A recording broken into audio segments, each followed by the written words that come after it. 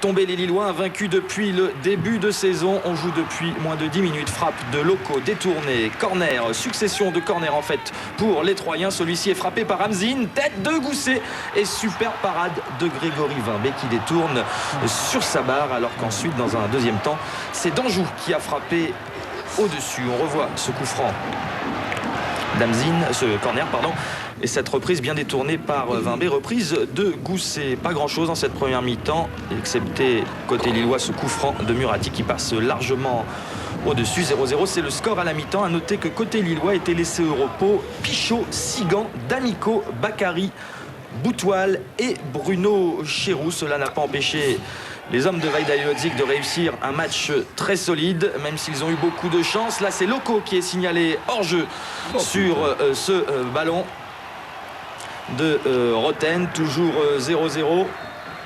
1 heure de jeu maintenant. Nouveau coup franc de Roten. Il faut y aller et il y va, Grégory Vimbé. Regardez bien le compte. Tout est parti de Sterjovski qui décale sur Murati pour Bassir là-bas côté gauche. Bassir qui va temporiser.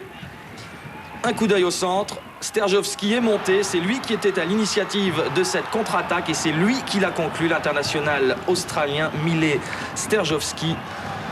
Et Lille mène 1-0 à 3 sur sa seule véritable occasion. Beaucoup de réalisme et d'efficacité de la part des hommes de Vahid Halilhodžić. Les Troyens vont tout faire pour revenir. Boutal, c'est super pour Gousset et nouveau montant.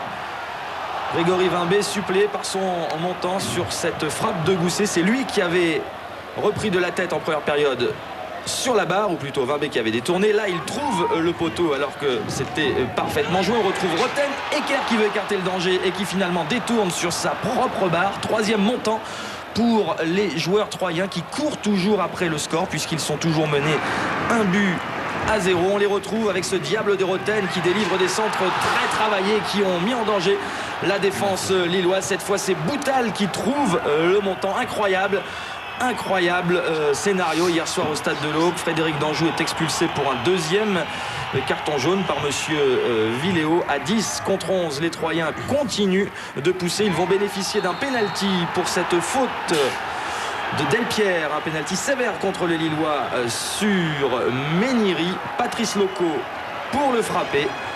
Mais il était dit hier soir au stade de l'Aube que les Bleus ne marqueraient pas. Arrêt de Vimbé, victoire lilloise. Lille toujours invaincue après cette journée et qui va à Manchester mercredi. On écoute Grégory Vimbé. Je m'en voulais quand même un peu parce que je suis sûr sur le ballon aérien je peux intervenir et au moins je prends le ballon et il n'y a pas faute. Il s'est passé beaucoup de temps avant que Loco tire, donc on a pu se concentrer tous les deux et je suis parti du bon côté.